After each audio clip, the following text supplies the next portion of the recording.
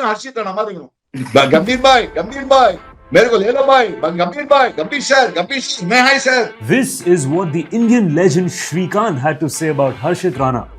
जहां यशस्वी जायसवाल, तिलक वर्मा, श्रेयस अय्यर और अर्शदीप सिंह जैसे प्लेयर्स सिर्फ एक या दो फॉर्मेट खेल रहे हैं, वहीं हर्षित राणा इंडिया के हर एक फॉर्मेट का हिस्सा है. फैंस और क्रिटिक्स का भी यही मानना है कि क्या हर्षित राणा सही में इंडिया के तीनों फॉर्मेट के लिए केपेबल है. कुछ रिपोर्ट्स ने तो क्वेश्चंस तक किए हैं कि हर्षित क्या सिर्फ गंभीर की फेवरेटिज्म के चलते टीम में है.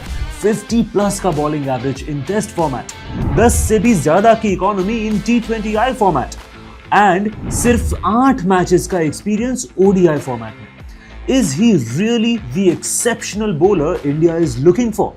आइए आज की इस वीडियो में बात करते हैं कि कैसे हर्षित राणा सिर्फ कुछ ही सालों में इंडिया के एक प्रोमिनेंट 3 फॉर्मेट प्लेयर बन चुके हैं और क्या वो एक्चुअली डिजर्व करते हैं.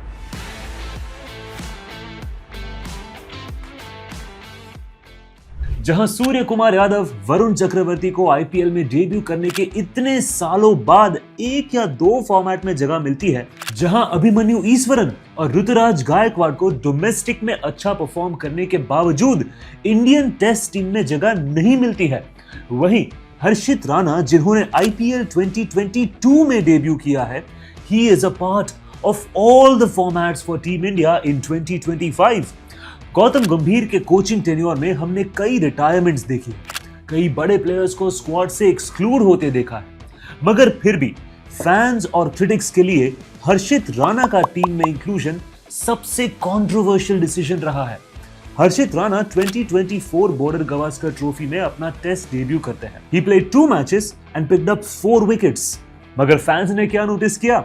उनका 50+ का बॉलिंग एवरेज. आई मीन जहां जसप्रीत बुमराह और स्कॉट बोलन की एवरेज सिर्फ 13 की थी, वही अगर हर्षित 50+ की बॉलिंग एवरेज से बॉल कर रहे हैं तो ऑब्वियसली फैंस की नजर तो उसी चीज पर जाएगी. बॉर्डर गवास्कर ट्रॉफी के इस ऑर्डिनरी परफॉर्मेंस के बाद हर्षित को टीम से एक्सक्लूड करने के बजाय इंडियन टीम की T20I साइड में इंक्लूड कर लिया गया. He has played very few T20Is as of now, but his economy is more than 10. In fact अगर हम हर्षित राणा का आईपीएल रिकॉर्ड भी देखने जाए तो उन्होंने 34 मैचेस में 40 विकेट्स तो जरूर ली है, मगर उनका वहां भी इकोनॉमी 10 के काफी करीब है.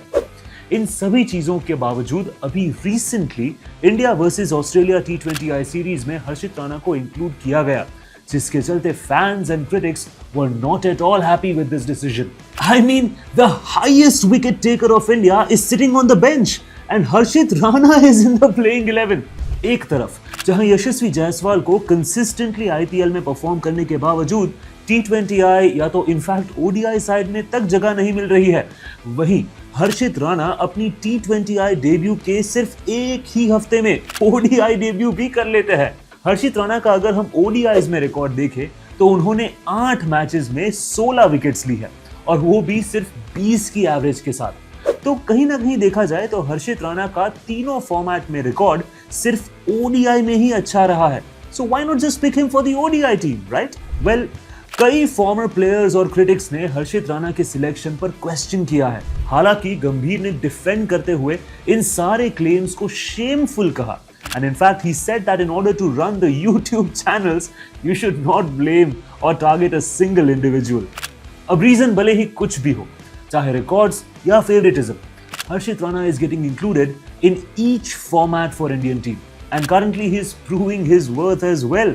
We all know how in the Australian ODI series he silenced all his critics by his performance, and all we can hope for is that there is many more to come. What do you guys think? क्या actually हर्षित राणा तीनों format में जगह deserve करते हैं? Let us know your reactions below and stay tuned for more interesting cricket updates. Thank you so much for watching. We'll see you in the next one.